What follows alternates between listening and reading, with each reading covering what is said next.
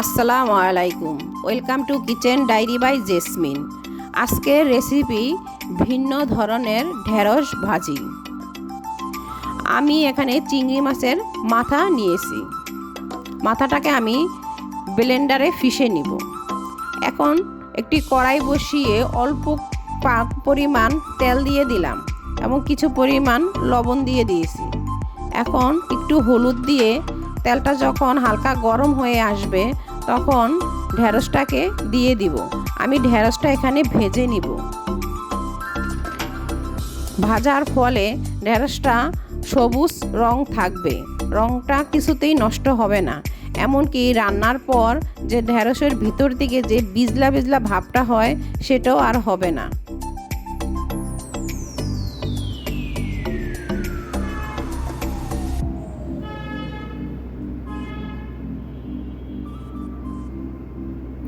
এই তো আমার ঢেঁড়স ভাজা হয়ে গেছে।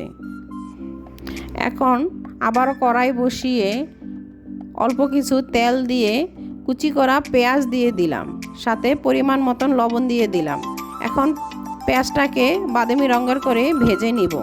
পেঁয়াজটা বাদামি রঙের করে ভেজে নিলে তরকারিটা খেতে খুবই মজা হয়। এজন্য আমি সবসময় পেঁয়াজটাকে বাদামি রঙের করে ভেজে নিই। এখানে আমি মশলাটা গুলিয়ে নিব। হাফ চামচ হলুদ দিয়ে দিলাম, হাফ চামচ মরিচ গুঁড়া, হাফ চামচ ধনিয়া গুঁড়া ও হাফ চামচ জিরা গুঁড়া, সাথে 1 চামচ আদা রসুন পেস্ট।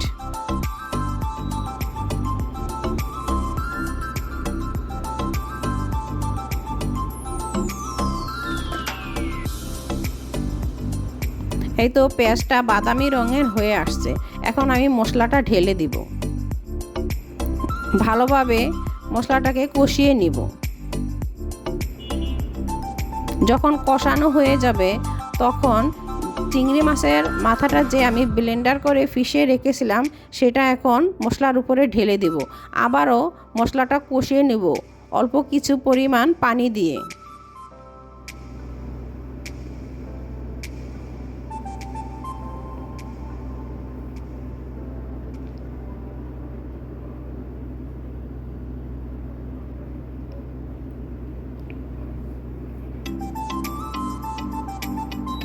এই তো আমার মশলাটা কষানো হয়ে গেছে।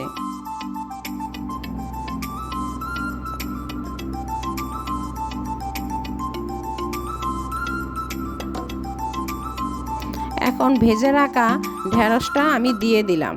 এখন মশলার সাথে ভালোভাবে মিশিয়ে নিব।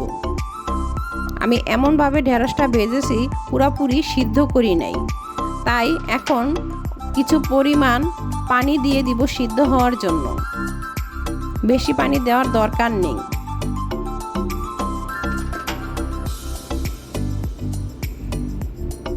ভালোভাবে পানির সাথে নেড়ে নিব। ঢাকনা দিয়ে ঢেকে দিব।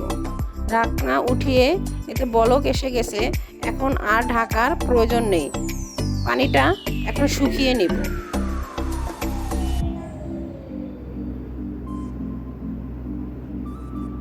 এই তো পানিটা অনেকটাই শুকিয়ে এসেছে।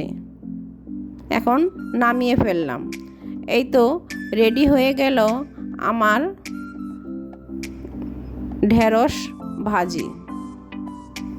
খেতে খুবই মজা ও ভিন্ন রকমের একটা ঢেঁড়স ভাজি। ফেসবুক থেকে দেখে থাকলে ফলো দিয়ে দিবেন এবং ইউটিউব থেকে দেখে থাকলে সাবস্ক্রাইব করে দিবেন।